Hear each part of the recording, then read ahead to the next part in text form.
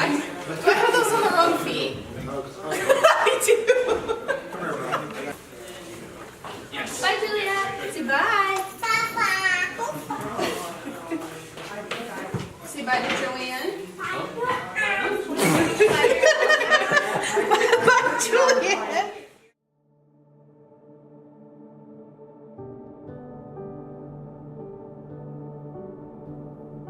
I'm Joann Morton, and I've been attending SOZO Living Word Fellowship for 20 plus years.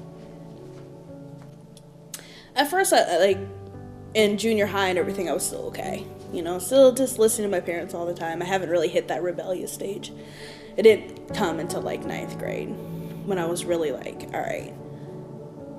My parents have no idea what they're talking about. You know what I mean? Every kid hits that point. You have no idea what I'm going through. And I feel like that's the time when I left the church.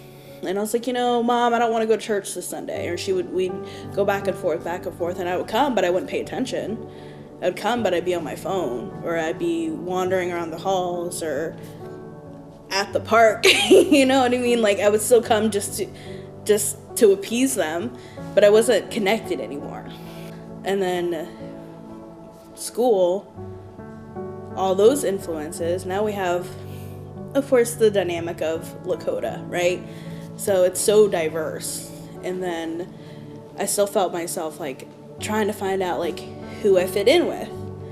So of course you change the way you dress, you change the way you talk, you change the way everything. I always knew that no matter, here comes the crying again, no matter what group of friends I fit in with, there was always something missing. And I took years to find out. I would still come back to church with my parents, but I didn't have that relationship with God anymore. And that's what was missing. And so with all the failures in life, I started to pray again. And I told myself when I spoke with God, I said, I know I'm not going to have a perfect relationship with my parents, with boyfriends, with my family or friends, but bring me somebody who's open to that and who wants to follow you just as much as I do. I reconnected with Eric, right? So we knew each other from years ago. And I reconnected with him. And something told me that he was the one when it was our first date. And I remember we were just hanging out. And I was something just came over me, right? And I was like, Eric, do you mind if I listen to some song? And it was Alabaster Box. It's always been my favorite song. And every time I listen to it, I wail, right? And I was playing it on YouTube because something just told me, you need to listen to this song. And I wept. And I fell to my knees just weeping. And then I, regained, collected myself. This is our first date, and I'm, embarrassed. And I was like, I'm so sorry, the Holy Spirit just came to me and I had to do it. I had to. And he was like, I don't see anything wrong with it. And he was completely fine with everything that just happened. And if that were the opposite, I would have been freaked out. What is going on right now? But that's what I knew. And I, asked him if he wanted to come to church, and he's been involved, and he takes it upon himself to ask people questions. He has his own Bible, you know what I mean? He's that person that I've been waiting for. And it wasn't on my timing, it was on God's.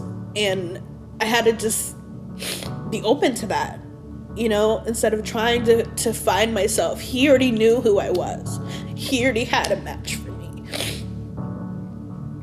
And I just needed to be at that place where I needed more from him. And he was going to give me what I needed. He knew what was my missing piece. When we talk about growing up in the church and my transition from being 10 to being 30 to having my own kids, like,